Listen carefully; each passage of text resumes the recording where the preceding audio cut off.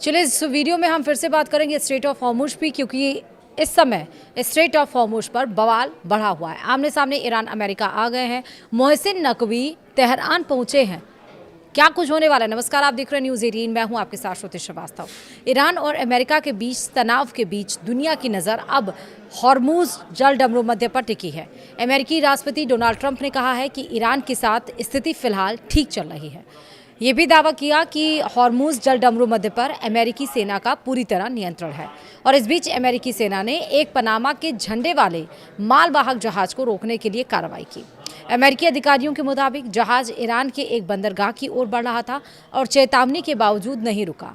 इसके बाद अमेरिकी सेना ने जहाज के स्टीयरिंग सिस्टम को निशाना बनाकर 2 हेल फायर मिसाइलें दागी।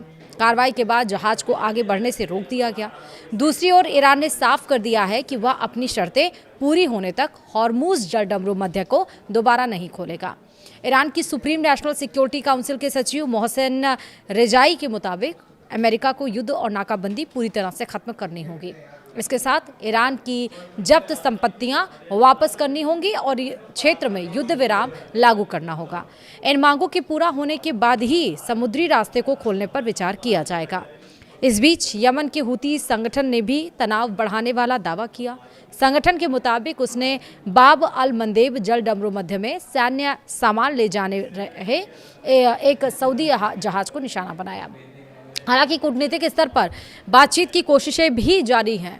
कतर ने कहा कि हॉर्मुज से समुद्री यात्रा दोबारा शुरू कराने को लेकर ओमान और ईरान के बीच चल रही बातचीत में काफ़ी प्रगति हुई है। पाकिस्तान भी मध्यस्थता की कोशिशों में शामिल है। पाकिस्तान की गृह मंत्री मोहसिन नकवी ईरानी अधिकारियों से बातचीत के लिए तेहरान पहुंचे हैं।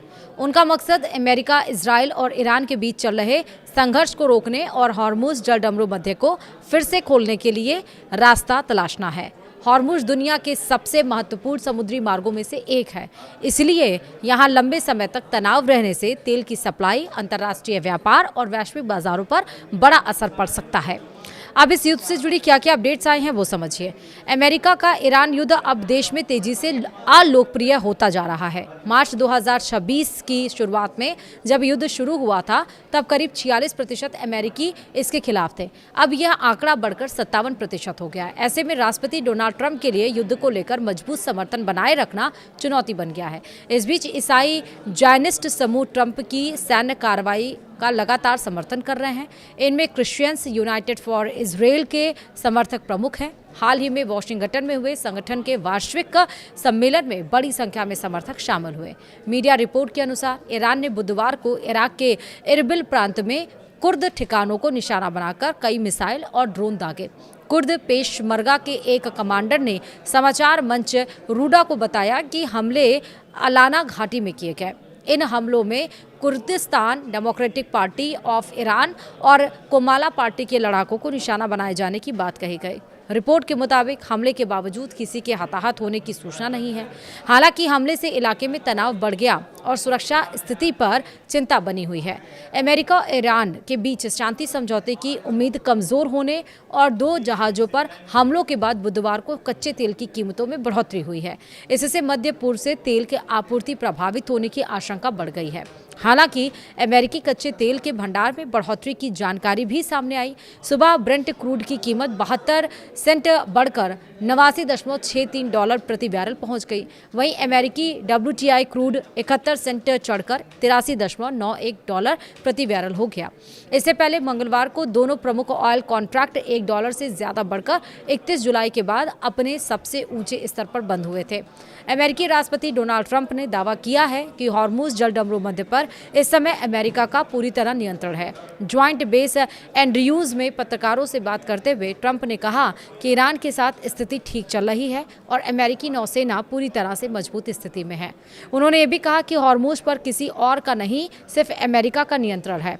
ट्रंप ने ईरान पर भरोसा नहीं करने की बात भी कही। उन्होंने आरोप लगाया कि ईरान ने उनसे लगातार झूठ बोला है। ट्रंप के मुताबिक फिलहाल ईरान के पास इस महत्वपूर्ण समुद्री मार्ग का कोई नियंत्रण नहीं है। अमेरिकी मीडिया रिपोर्ट के मुताबिक पिछले साल यमन में हूती ठिकानों पर अमेरिकी हवाई हमलों में 153 नागरिकों की मौत हुई और 243 लोग घायल हुए। द हिल ने पेंटागन की एक रिपोर्ट के हवाले से यह जानकारी दी। 12 पन्नों की इस रिपोर्ट में अमेरिकी रक्षा विभाग ने कांग्रेस को बताया कि अप्रैल 2025 में 3 घटनाओं में ये नागरिक हताहत हुए।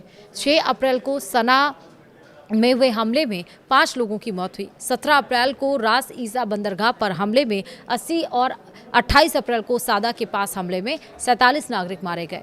15 अन्य घटनाओं की जांच जारी है। अमेरिकी सेना ने मंगलवार को ओमान की खाड़ी में पनामा के झंडे वाले एक मालवाहक जहाज को निशाना बनाया। अमेरिकी सेंट्रल कमांड के अनुसार जहाज ईरान की बंदरगाह की ओर बढ़ रहा था और उसे कई बार चेतावनी दी गई थी, लेकिन चालक दल ने चेतावनियों को नज़रअंदाज कर दिया और उसके बाद अमेरिकी नौसेना के MH-60 हेलीकॉप्टर से जहाज के इंजन वाले हिस्से पर मिसाइलें दागी गईं। हमले के बाद जहाज को आगे बढ़ने से रोक दिया गया। अमेरिकी सेना का कहना है कि जहाज जब ईरान की ओर नहीं जा रहा और ईरानी बंदरगाहों पर अमेरिकी नाकाबंदी अभी भी लागू है। फिलहाल देखना होगा कि इस लड़ाई में क्या कुछ होता है। अपडेट्स कोई आएंगे तो ज़रूर बताएंगे। फिलहाल वीडियो में इतना ही। नमस्कार।